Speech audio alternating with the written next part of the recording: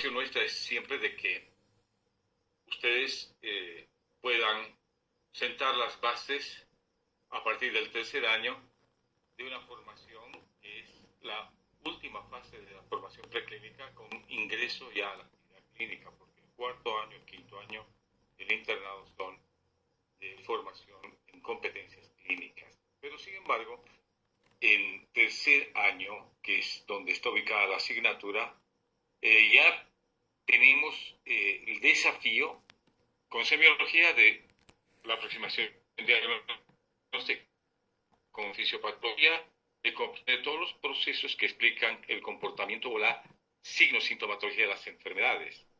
Y con farmacología tenemos las bases farmacológicas de la terapéutica. ¿Ya? Este año me toca a mí ser el coordinador. Las clases van a ser dadas de modo virtual, las clases teóricas, ¿ya? Y el horario ha cambiado. Hasta el año pasado hemos dado a primeras horas de la mañana.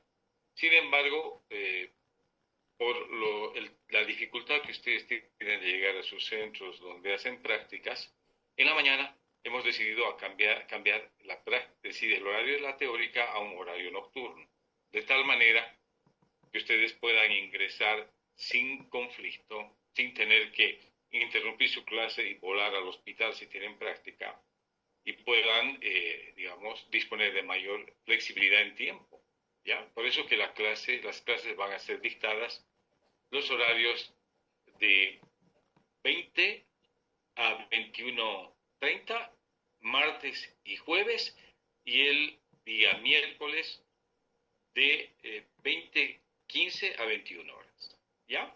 O sea, hacen 5 horas en total por semana, ¿ya?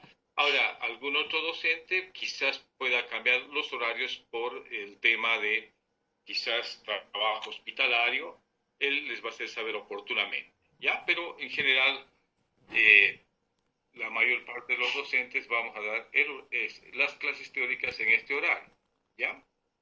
El plantel docente está compuesto por el doctor Ciro Zavala, que es el docente más antiguo de la asignatura, ha sido nuestro profesor, el doctor Mauricio Peralta, el doctor Fernando Jacobs, la doctora Sonia Crespo, y el que les habla, el doctor Oscar Calvimonte, que va a ser el coordinador de la gestión 2024. ¿Ya? Yo voy a coordinar con todos los docentes el desarrollo de esta gestión, que espero sea exitosa. ¿De qué depende el éxito de una gestión? Uno, de la planificación, y dos, de que los estudiantes puedan oportunamente hacer conocer aquellas demandas, si es que las hubieran, para que nosotros podamos subsanar en su momento cualquier inconveniente que podamos encontrar. Pero en general hay una buena planificación y ustedes van a encontrar en esta asignatura un plantel docente de muy alto nivel. ¿Ya? Entonces son 5 los docentes y ustedes ya los van a conocer. No están sus fotografías acá, pero los van a conocer en persona porque muchos de ustedes ya están inscritos en sus grupos de práctica. Les voy a explicar cómo está estructurada la asignatura, ¿ya? La asignatura, que es anual, está configurada en 3 bloques, ¿ya? Un bloque que es farmacología general, el otro bloque que es farmacología clínica y un tercer bloque que es farmacología transversal. ¿No? El bloque 1, que es farmacología general, abarca toda la parte que vamos a desarrollar en este momento, como ser temas que es la introducción a la farmacología, el fármaco, el origen, el ciclo vital del fármaco, que vamos a ver esta noche, que es la primera clase. Vamos a ver un poco la nomenclatura de los fármacos y los grupos farmacológicos efectivos, ¿ya? Y la siguiente semana vamos a ver todo lo que es el razonamiento clínico, la farmacoterapia razonada y sus componentes y principios. Esto hace al bloque 1 y esto hace a las 2 primeras semanas. El encargado de esta temática soy yo y las horas que voy a ocupar son 10 horas. ¿Ya? Inmediatamente después ingresa el doctor Zavala con 2 temas importantes que son parte de la farmacología general. ¿Ya? Hablamos de bases farmacocinéticas de la terapéutica y bases farmacodinámicas de la terapéutica. dos temas importantísimos, ¿ya? El primero de ellos habla de vías de administración, absorción, distribución, metabolismo y expresión de fármacos. Y el segundo tema habla de lo que significa el mecanismo de acción molecular de los fármacos que se traduce en efectos farmacológicos, dependiendo de la interacción fármaco-receptor en diferentes células que componen tejidos, y estos tejidos forman parte de órganos, y estos órganos están incluidos en aparatos y sistemas. Entonces, estas dos siguientes semanas están a cargo del doctor Zavala con estas dos temáticas, ¿ya? Posteriormente viene el doctor Peralta y va a hablarles de individualización de la farmacoterapia, que es importante. Hoy en día es la individualización de la farmacoterapia es una, digamos, regla en terapéutica. ¿Por qué? Porque la farmacología tiene que ser destinada a pacientes específicos, considerando todas las características que hacen ese paciente como un sujeto de un tratamiento. ¿Listo? Y va a hablar de otro tema que son mediadores locales, que también es un tema que se complementa muy bien a lo que significa receptores y agonistas y antagonistas. ¿Estamos?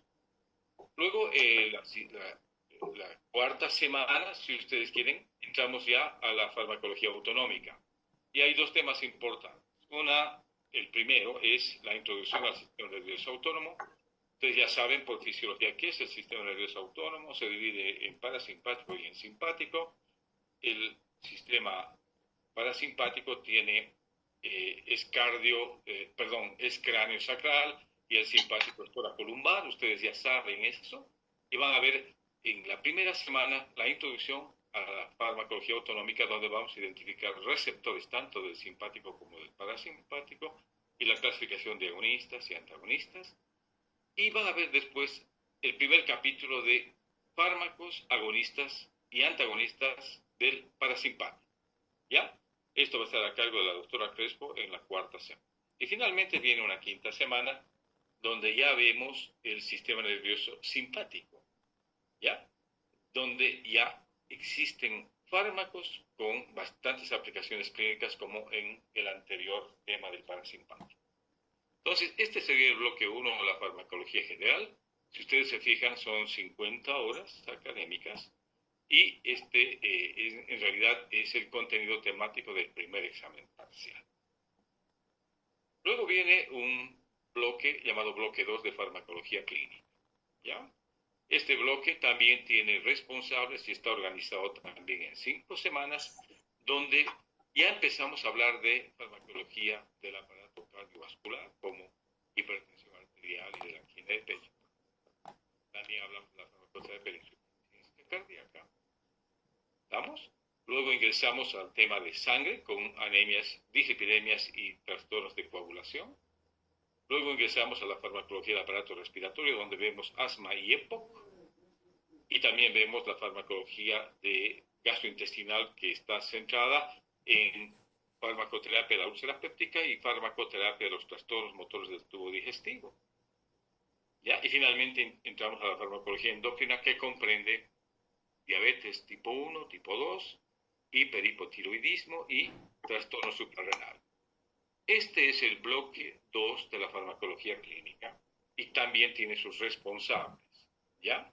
Dos clases o 10 horas por docente, ¿ya? En este bloque, lo que resalta, les digo, es que se habla primero de patología prevalente, ¿ah? Es decir, ¿qué enfermedades son más frecuentes en nuestro medio? ¿Listo?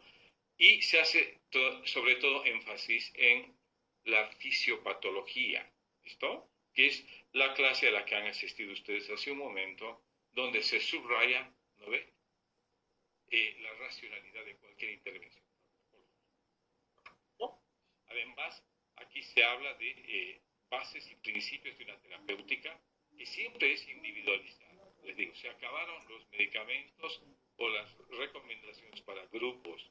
Eso no es hacer terapéutica. Uno hace terapia cuando individualiza la farmacoterapia a partir de criterios de selección que son en realidad primero, ¿no? El primer criterio de selección es la eficacia.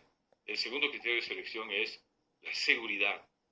¿Ya? Y hay otros más que son la conveniencia y el costo, pero estos criterios de selección hacen que nosotros tengamos que hacer intervenciones racionales, no haciendo abuso de medicamentos, sino de terapias individualizadas y óptimas. Y para este bloque es importante desarrollar esta estrategia llamada farmacoterapia orientada al paciente. ¿Ya? Esta farmacoterapia orientada al paciente es una serie de pasos, es una estrategia que te ayuda a ir del diagnóstico hacia una terapéutica racional y además se apoya en la evidencia científica. ¿Ya? Ese es el componente que avala todo lo que es la farmacología clínica. Y finalmente, esto ya en el tercer bloque, hay una farmacología que hemos denominado bloque transversal, ¿no? Y las temáticas acá ya están destinadas primero a ver el manejo del dolor a través de analgésicos opioides y los AINES, que son antiinflamatorios no esteroideos, que son útiles para enfermedades que tienen componente de inflamación, ¿no? También se habla de farmacoterapia de la gota y la artritis reumatoide. Luego se habla de una farmacoterapia o farmacología del sistema nervioso central, donde se ve ansiolíticos, se ve antiepilépticos, se ve antidepresivos y anticonvulsivos, ¿no? O sea, los antiepilépticos son anticonvulsivos. ¿Ya? Antes de sistema nervioso central se ve todo lo que es la terapéutica antiinfecciosa, ¿ya? Donde están los antimicrobianos, como los beta-lactámicos, inhibidores de la síntesis de proteínas, los fármacos que actúan inhibiendo la síntesis de ácidos nucleicos. ¿Listo? Se habla de farmacología de las infecciones por bacterias atípicas, por ejemplo, la tuberculosis, ¿ya? Y la lepra. ¿Listo? Y también se habla de la farmacoterapia de las micosis, tanto superficiales como profundas. Luego se habla de antiinfecciosos o farmacoterapia de las infecciones virales, los antiprotozoarios y los antihelmínticos. ¿Ya? Y finalmente también se habla de lo que es la toxicología clínica. Este es el tercer bloque. Estos son los responsables. En la anterior diapositiva, lamentablemente, se tapó el tema de los responsables, pero somos los 5 docentes que nos hacemos cargo de 2 temas para tener la misma carga horaria y lograr el avance y la conclusión de la asignatura. ¿Listo? Muy bien, entonces si ustedes se fijan, esta diapositiva, este gráfico, nos dice que la farmacología que vamos a dictar este año se compone de un bloque que es la general, otro bloque que es el transversal y otro bloque que es el clínico. ¿Ya? Y vamos a desarrollar nuestras actividades teórico-prácticas en función de estos 3 bloques, ¿ya? En el orden que les he dicho. Ahora, el interés de ustedes yo sé que es la bibliografía. Y la bibliografía está centrada básicamente en el libro de farmacología de Bertram Kassum, 15ª edición. ¿Ya? Existen otros textos que son de consulta, ¿ya? El Goodman y Hillman sería el segundo en importancia, y ustedes ven acá abajo, fíjense, que es el NIL, que es un libro que tiene muchos esquemas interesantes. Aquí está abajo el Brenner, que también es un libro interesante, muy didáctico. El Netter, que también tiene algunas imágenes y la farmacología hecha en gráficos de manera muy, muy inteligente, es un autor muy reconocido. Y otros como el libro de Fernando Jacobs, que es nuestro docente, que forma parte del equipo docente, donde ha hecho énfasis sobre todo en los principios básicos de la farmacología y terapia. ¿Ya? Algunos nos han reclamado y han dicho, algunas autoridades, les digo, sobre todo nos han reclamado y nos han dicho que tenemos que tener un libro básico, ¿cierto? O sea, es como centrar todo el bagaje de conocimientos que tiene la farmacología en un solo libro. Les hemos dicho que, bueno, este año vamos a considerar como el libro de consulta principal el libro de Bertram Kassum, ¿ya? Pero no quiere decir que otros libros como el Goodman y Hillman no sirvan. En realidad tienen casi la misma información, con discretas diferencias.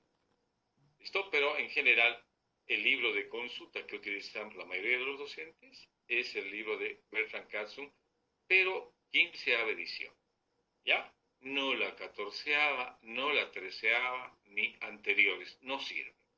La 15ª edición es la última. Así que si te vendieron un libro que es la 14ª como si fuera la última edición, devolvelo inmediatamente porque no es el que te va a servir este año. Muy bien, vamos a ver ahora qué alcances tiene la farmacología, ya entrando en la temática que vamos a desarrollar en, en estas primeras clases, ¿ya? Entonces la farmacología te pone en conocimiento de varios aspectos, ¿ya? Por ejemplo, tiene una historia, tiene una base química importante, la farmacología abarca farmacodinámica y farmacocinética, que te expliqué hace un momento, también incluye la aplicación clínica de fármacos, ¿ya? Y la terapéutica en sí, ya destinada a estructurar planes terapéuticos, y finalmente abarca también el conocimiento de la toxicología. Todo esto lo vamos a desarrollar ahora en esta primera clase. Vamos a ver un poco de historia. La historia es interesante. Algunos dicen, no, no sirve. Yo les digo, quien conoce la historia, quien desconoce la historia, tiende a repetir los mismos errores en el futuro, ¿ya? Entonces, es importante tocar aspectos históricos de la farmacología, porque a un principio los fármacos eran utilizados simplemente a partir de sustancias de origen vegetal, mineral o animal, ¿no es cierto? ¿Ya? Y habían especie de pequeñas prescripciones o llamadas electuarios, ¿no? Que eran documentos chiquitos donde decían para qué servían. Por ejemplo, las hojas de la digital se notaba que servían para problemas cardíacos, por ejemplo. La corteza del sauce es un excelente antiinflamatorio, ¿no? Y el arbusto de la belladona a un principio se utilizaba con fines cosméticos y después se utilizó como fármacos para el dolor abdominal como antiespasmódico. ¿Ya? Esto es parte de la historia en el pasado. Hoy en día hay grupos de investigación multidisciplinarios que trabajan en equipo y que lógicamente desarrollan nuevos fármacos. ¿Ya? Esto en base al conocimiento profundo que se tiene de la química y de los blancos biológicos. ¿Ya? Entonces, la investigación farmacológica es una investigación muy grande que genera gran cantidad de recursos y obviamente utiliza bastante tecnología para desarrollar nuevos fármacos. ¿Ya? Ahora veamos un poco la historia, quiénes han sido los protagonistas. Mira, en la historia hay algunos que han destacado y hay que mencionar. ¿Ya? François Magendie, era un francés fisiólogo, nació en 1783 y murió en 1855. ¿Ya? François Magendie decía que los hechos de por sí son la base de la ciencia. ¿Ya? Es decir, él experimentaba fármacos en animales y por lo tanto, de acuerdo a eso, más o menos deducía el efecto farmacológico a partir de un mecanismo de acción. ¿Ya? Este fue el primero quizás en que dijo hay que observar el comportamiento de los animales después de aplicación de fármacos para entender el efecto y el mecanismo de acción. Ya fue un adelantado a su época. ¿Ya? Tuvo un discípulo, se llamaba Claude Bernard. ¿Ya? Era un discípulo de Magendie. Claude Bernard nació en 1813 y murió en 1878. Trabajó en el laboratorio de su profesor y sobre todo se dedicó a estudiar la planta del curare. Es más, no solamente sabía de dónde provenía el curare, sino propuso un mecanismo de acción para explicar un poco cómo actuaba este agente. ¿Ya? Ahora, el tercer notable en la historia de la farmacología es alemán que se llama Rudolf Buchheim. ¿Ya? En 1847 estableció el primer laboratorio de farmacología experimental en el sótano de su casa. Y es conocida como la cuna de la farmacología experimental. ¿No ve? Antes yo creo que era posible hacer esto, ¿no es cierto? Hoy en día, si tu mamá te ve meter un esqueleto a tu cuarto, ¿no ve? Para estudiar profundamente la anatomía y la osteología, yo creo que te saca por la ventana primero a vos y luego al esqueleto, ¿no es cierto? En cambio, antes había esta posibilidad, les digo, ¿por qué? Porque las casas eran grandes y era posible trabajar en sótanos o en áticos. Y este señor hacía eso. Entonces, este se ha ganado un sitial importante en la historia de la farmacología. Luego apareció su discípulo, ¿no es cierto? Que cada gran maestro deja un discípulo, y el discípulo de Buchheim era Oswald Schmiedeberg, ¿ya? Este era un alemán, ¿ya? Y creó este señor el Instituto de Farmacología de Estrasburgo. Actualmente es Francia y antiguamente Estrasburgo estaba en Alemania. ¿Listo? Este Instituto de Farmacología se convirtió en la meca para los estudiantes interesados en investigación. ¿Pueden apagar el micrófono, por favor? Hay un micrófono abierto. ¿Ya? Entonces, seguimos, ¿ya?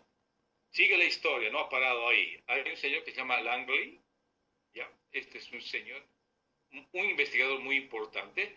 Este descubrió, en realidad explicó lo que es el sistema nervioso autónomo y la fisiología. Y después apareció otro señor que es también británico, como Langley, que es Sir Henry Dale, que le dio un enfoque fisiológico a la neurotransmisión y fue el premio Nobel de Fisiología. ¿Ah? Este señor Henry Dale. Los dos contribuyeron enormemente a la comprensión de lo que es el efecto farmacológico, si ustedes quieren, en el sistema nervioso, tanto autónomo como central. ¿Ya? Otro personaje destacado es John Abel. Este ya es norteamericano.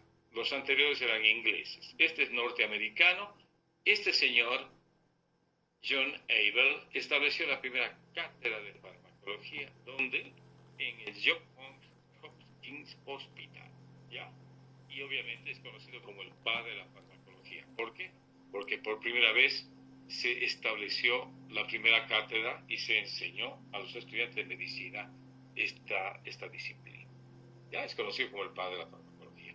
Aunque si ustedes revisan la historia, dicen que el padre de la farmacología es Avicena, ¿eh?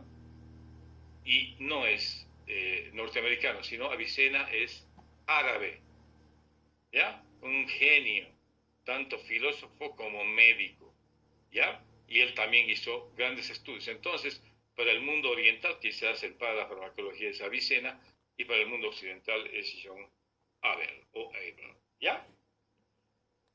Y en la historia también debemos mencionar no solamente personajes, sino hechos dramáticos, como avance que se logró en la farmacología por la Segunda Guerra Mundial. Ustedes saben que el ejército nazi, un ejército que estaba en Alemania, bajo el mando de Hitler, hizo cosas increíbles, ¿eh? Porque no entendían cómo es capaz un ejército de menor cuantía que el resto, como si comparábamos al ejército de Francia con el ejército de Inglaterra, el ejército de Polonia, los tres sumaban mucho más que lo que era el ejército alemán. Pero sin embargo, Hitler decidió invadir Polonia y lo hizo casi en menos de una semana. ¿Ah? Él mismo quedó admirado. Y cuando se investigó cuál era el secreto del ejército nazi, era que tomaban una droga que se llamaba el pervitin. Este pervitin es una anfetamina que mejora el rendimiento, te elimina el sueño, te elimina esto y además te hace creer superhombre. ¿Listo? Y esto se distribuía en el ejército alemán, pero de manera incontrolada. Y invadieron Polonia y lograron invadir Polonia, y yo te digo, en cuestión de días. ¿Eh? Y así se propusieron invadir Bélgica, lo lograron, se propusieron invadir Francia, se entraron hasta París, y muchos de los que actualmente tratan de explicar esa eficacia, sobre todo de la infantería, además de la capacidad de la Luftwaffe, que era la Fuerza Aérea Alemana, ¿ya? Que esto se debía al pervitin. les daban a los alemanes pervitin y eran superhombres, ¿no?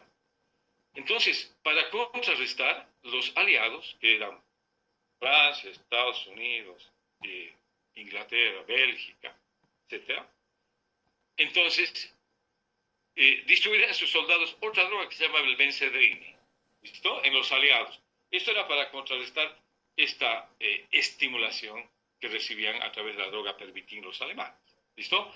Y no se sabe si este Benzedrine logró volcar, digamos. Yo pienso que fue un poco el Benzedrine, pero mucho más la estrategia de Winston Churchill, que era un estratega bárbaro, que volcó la torta y facilitó la derrota alemana, ¿no? Eisenhower y por Estados Unidos y Winston Churchill por Inglaterra definieron, ¿no?, la suerte de Alemania, y obviamente Alemania perdió la guerra, ¿ya? Entonces les digo, en las guerras mundiales también se ha hecho investigación farmacológica y se ha logrado destacar esto como una referencia histórica. ¿Listo? Muy bien. Vamos a ver qué alcances tiene la farmacología desde el punto de vista químico, ¿ya? Los fármacos son estructuras químicas, ¿ya? Por lo tanto, se ha visto de que la estructura química puede explicar mecanismo de acción, la farmacodinámica, la farmacocinética, la capacidad metabólica que tiene un compuesto y la expresión que elige un compuesto. ¿Listo? Entonces, la estructura química define todas estas cosas que son variables que afectan, digamos, el organismo de una manera positiva, porque en realidad un fármaco es algo positivo para el organismo. Ese es el concepto básico, ¿no ven? Entonces, la estructura química define el mecanismo de acción, el comportamiento farmacocinético, es decir, por dónde se administra, dónde se absorbe, cómo se distribuye, cómo llega al sitio de acción y produce su efecto farmacológico, luego dónde se metaboliza, a qué compuestos y cómo se excreta, por qué órgano se elimina. ¿Listo? Todo eso depende de la estructura química. Entonces hay una relación estrecha entre lo que es estructura y actividad. ¿Vale? Se ha visto de que si cambiamos una molécula, esta modificación puede acentuar o disminuir sus efectos farmacológicos. O sea, ya tiene efectos en su farmacodinámica. ¿Listo? Pero también esta modificación puede afectar su comportamiento farmacocinético, es decir, puede aumentar o disminuir su inactivación a nivel del hígado, por ejemplo, y puede o no ser eliminado más fácilmente.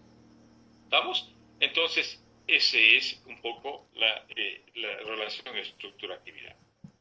Otra cosa que químicamente define la acción de fármacos son la estructura química de los receptores, ¿ya? Estos receptores de fármacos son macromoléculas ubicadas en las células donde interactúan los fármacos, ¿ya? Algunos de ellos lo hacen de manera reversible y otras lo hacen de manera irreversible.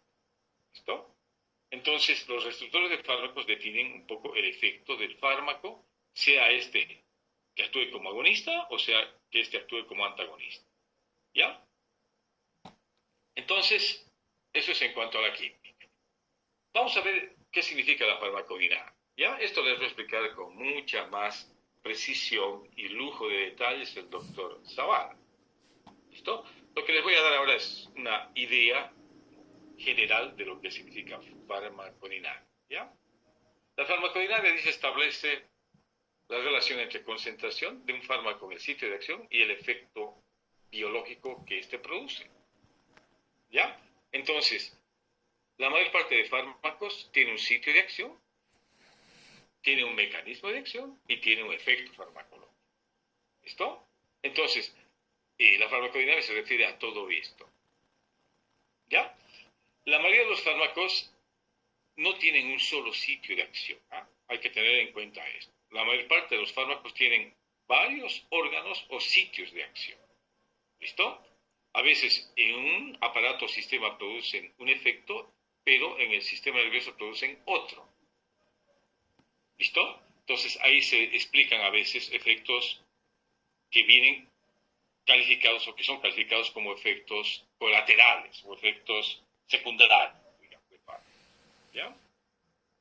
Ahora, hay una cosa que sí está establecida, ¿ya? Que la mayoría de los fármacos tienen una relación dosis-respuesta, ¿ya? O sea, los fármacos actúan no en un sitio, sino en varios sitios. Primera cosa. La segunda, la mayoría de los fármacos ejercen su efecto en varios sitios a partir de una relación dosis-respuesta, ¿ya? Y esto a veces tiene que ver con efecto terapéutico o efecto tóxico. ¿Listo? Ahora, ¿qué factores contempla la farmacodinamia para ver la respuesta a veces alterada o diferente al esperar? ¿Ya? Ahora, estudia, por ejemplo, factores que están relacionados con el paciente, como la edad, el peso, el sexo del paciente, la dieta, la raza, factores genéticos. Es más, los factores genéticos hoy en día están siendo estudiados muy a detalle y en los libros, nuevas ediciones de farmacología, se habla de un tema que se llama la farmacogenómica, ¿ya? Y la farmacogenómica te explica muy bien a veces la respuesta inusual o respuesta individual de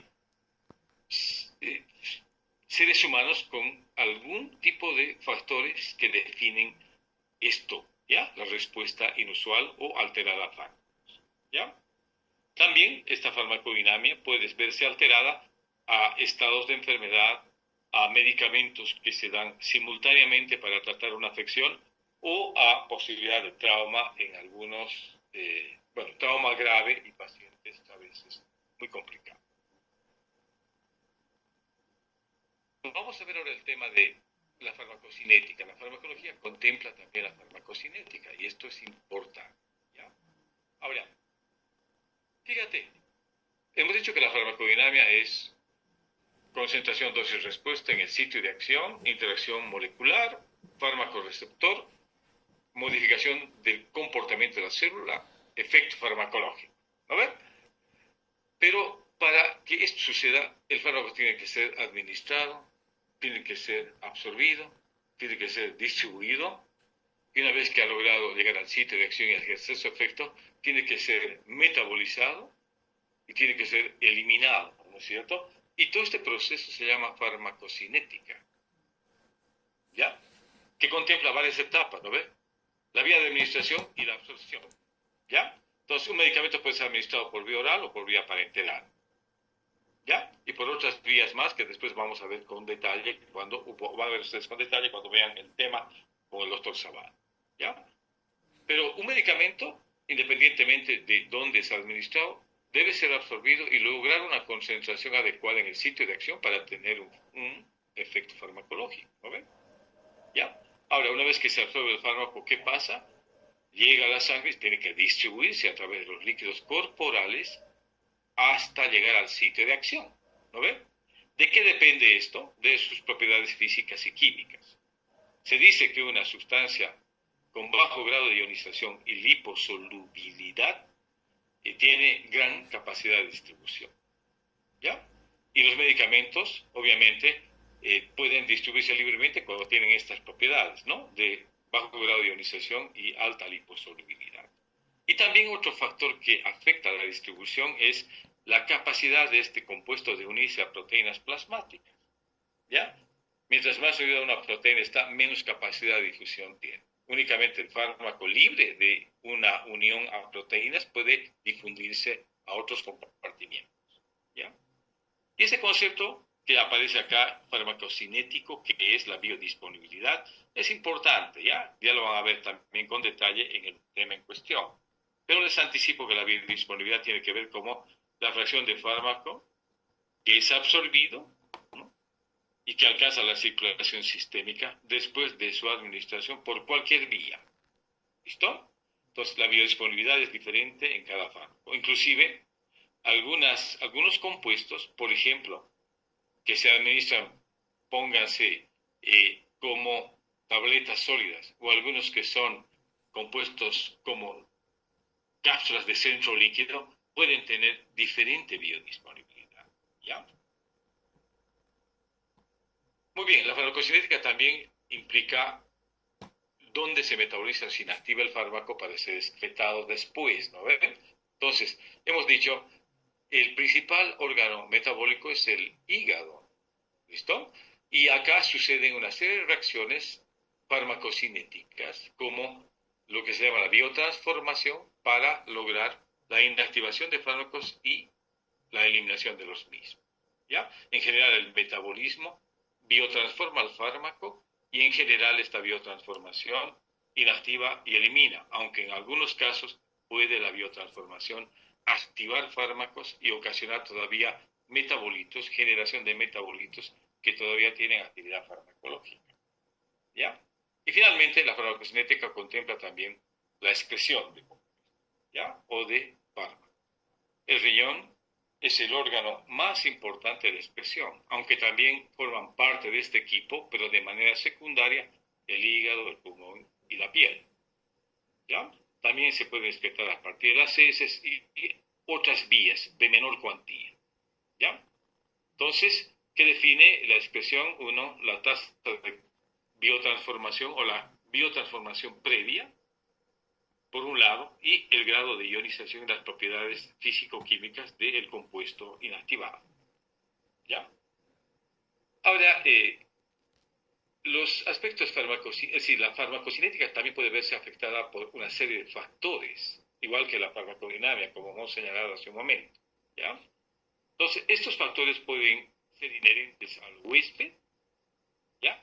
La edad, el peso, la obesidad, la retención de líquido, en algunas situaciones las enfermedades concurrentes pueden modificar la farmacocinética.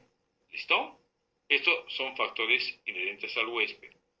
También hay otros problemas cuando damos simultáneamente fármacos con otros fármacos. Puede producirse interacción fármaco-fármaco y afectar la farmacocinética. ¿Ya? Esto por diferentes mecanismos. Y esto lo van a ver cuando vean este aspecto o esta temática en farmacocinética posteriormente. ¿Ya? También los factores que modifican el comportamiento farmacocinético está referido a la dieta, ¿listo? Y variaciones genéticas que hemos dicho hace un momento definen no solamente el mecanismo de acción, o pueden definir también el comportamiento farmacocinético. Muy bien, y otro alcance de la farmacología es esta, que es la farmacología clínica. En realidad, si administramos fármacos es para lograr un efecto farmacológico y hacer un uso clínico de medicamentos, ¿ya? Y esto define lo que es la farmacología clínica, ¿ya? Se refiere a las indicaciones y usos terapéuticos. ¿Estamos? Miren, en general los fármacos son administrados, perdón, un poquito, se me ha disparado, ahora sí. En general los fármacos son administrados porque tienen, obviamente, cuando son bien prescritos, tienen beneficios potenciales, ¿no ve? Es decir, se da con una finalidad terapéutica, pero también tienen riesgo de producir efectos adversos. ¿Listo? Y esto está, en algunos casos, esto puede más que la indicación terapéutica. ¿Listo? Y puede hacer abandonar terapias. Pero, en general, los fármacos que nosotros prescribimos están destinados a tener un uso, un beneficio potencial en el paciente. ¿Ya? Ahora, los fármacos también tienen problemas como efectos adversos o toxicidad. La toxicidad tiene que ver con la dosis a veces, ¿no? Una dosis mayor a la recomendada puede ocasionar efecto tóxico. Y también los efectos adversos pueden ser inherentes y paralelos al mismo efecto farmacológico buscado. ¿Listo? Ahora, algunas situaciones pueden alterar la respuesta a fármacos. Por ejemplo, la enfermedad hepática. ¿Ya? El hígado es un importante sitio metabólico y cuando el hígado está enfermo no es posible que pueda actuar depurando fármacos. Y por ahí se produce un aumento de la concentración del fármaco en sangre y puede ocasionar efectos adversos. ¿Vamos? Entonces, cuando hay problemas de enfermedad hepática, a veces hay que hacer un reajuste de dosificación o utilizar un fármaco que se elimine o que se inactive por otra vía. ¿Listo? Y lo mismo, cuando el órgano de eliminación está enfermo, obviamente hay que evitar o hacer un ajuste de dosificación. Si es el riñón el afectado, hay que hacer un ajuste de acuerdo a la depuración de creatinina. ¿Ya? También hay que tener mucho cuidado con estados fisiológicos como el embarazo, por ejemplo, ¿no? O los pacientes polimedicados que tienen paralelamente otros tratamientos. ¿Ya? Y también en la farmacología clínica tenemos que ver que para cumplir esto de beneficio potencial en un tratamiento, hay que seguir un régimen de dosificación que tiene que ser respetado para lograr el efecto benéfico. ¿Ya? Ahora, las prescripciones en general que hacemos nosotros una vez que hemos elegido el tratamiento son prescripciones por escrito. ¿Ya? Y esto existe antes era la letra de médico, era una letra que no se entiende, ¿no ve? Y nosotros estábamos contentos porque pareciera que se fuera un piropo para el médico, ¿no es cierto? Y esto es un peligro para el médico y se ha demostrado. La prescripción ahora tiene que ser clara, libre de errores y tomando en cuenta riesgo-beneficio y costo-beneficio. ¿Ya? Y ahora la recomendación es prescripción a partir de nombres genéricos, no nombres comerciales. ¿Ya? En realidad, esta es una recomendación válida para algunos países desarrollados y que tienen control adecuado de venta de fármacos. A veces esto es un poquito riesgoso cuando te obligan a prescribir nombres genéricos en países como el nuestro donde abunda el contrabando. Si tú vas a ver omeprazol a la farmacia, es de venta libre, ¿eh? Hay omeprazol de 50 centavos, de 75 centavos, de 1 boliviano, de 1,20, de 1,50, de 2 hasta de 4 bolivianos. Y son genéricos. Lo malo es de que la mitad de ellos, que les he mencionado, que son los más baratos, no se sabe de dónde vienen ni qué laboratorio los produce, ¿no? Entonces, no siempre a veces esta recomendación es válida, ¿no? Especialmente en situaciones como las que enfrentamos en el país. ¿Ya? Y finalmente, para la prescripción se recomienda, les digo, primero, prescribir nombres genéricos, que hay se llama denominación común internacional que establece esto, la prescripción de genéricos, y también hay fármacos con nombre comercial, ¿ya? Por ejemplo, si tú me dices qué aspirina prescribes o qué ácido acetilsalicílico prescribes, yo te digo, no prescribo el genérico que viene como ácido acetilsalicílico. Yo prefiero prescribir aspirina, ¿no es cierto? ¿Por qué? Porque es Bayer, de Alemania. Y el eslogan dice, si es Bayer, es bueno, ¿no es cierto? Entonces, el laboratorio que lo produce es un laboratorio que tiene mucho aval de renombre porque hace investigación. ¿Ya? También la farmacología contempla la toxicología, ¿ya? Es decir, todo fármaco tiene efectos adversos, ¿ya? Todo fármaco es potencialmente tóxico, dependiendo de la dosis a la que administres. ¿Listo? Entonces, la toxicología tiene dos campos, que es la toxicología forense, el primero, y el segundo es la toxicología clínica. En la primera, la toxicología forense es la que estudia todos los impactos que tiene los productos químicos, no necesariamente fármacos, productos químicos en el hombre o en los animales, ¿no? ¿Qué riesgos uno corre a partir del contacto con estos productos químicos? De eso se encarga la toxicología forense. Y la toxicología clínica es la que se centra sobre todo en el estudio de los efectos tóxicos que son causados por medicamentos, básicamente por medicamentos o fármacos. Muy bien, aquí vamos a hacer una pausita. ¿Alguien tiene alguna pregunta? ¿No es cierto? Porque quiero sacarles a veces si ustedes entran en letargo y quieren agarrar sueño, ¿no es cierto? Yo quiero evitar eso, por eso que a veces hago interrupciones o hago pausas y puedo abrir este espacio para preguntas. ¿Alguna pregunta hasta acá? Doctor, buenas noches. Ninguna, doctor, pero por mi persona. Por parte tuya, ya. Muy bien. Doctor, perdón, una pregunta. Sí. Una dosificación alta de fármacos en un paciente que, digamos, está haciendo tratamientos contra diferentes enfermedades puede causar trastorno de sueño. Depende de qué fármaco es. Depende. Yo te digo, si son fármacos que actúan. Por ejemplo, yo te digo, si tú tomas un antigripal, el antigripal tiene pseudoefedrina y puede tener maleato de clorfeniramina, que es un antihistamínico. Pero la pseudoefedrina es un fármaco que estimula el sistema nervioso central. Y en algunos pacientes ocasiona insomnio. Un antigripal. ¿Ya? Ahora, si alguien está tomando medicamentos para suprimir el apetito o para bajar de peso, como las anfetaminas, obviamente tienen trastornos del sueño. Ahora, si tú estás consumiendo sedantes hipnóticos, muchos de ellos producen sedación al principio y después hipnosis, inducen al sueño. Entonces están aletargados durante el día estos pacientes que consumen. O sea, depende mucho del tipo de fármaco que estás utilizando. ¿Ya? Pero sí, muchos de ellos tienen efecto en el sistema nervioso central. Está bien, doctor, muchas gracias. Muy bien, lo que hay que tratar de evitar, y les recomiendo a todos, es la polifarmacia. Es decir, esto es algo que se da frecuentemente en los centros hospitalarios.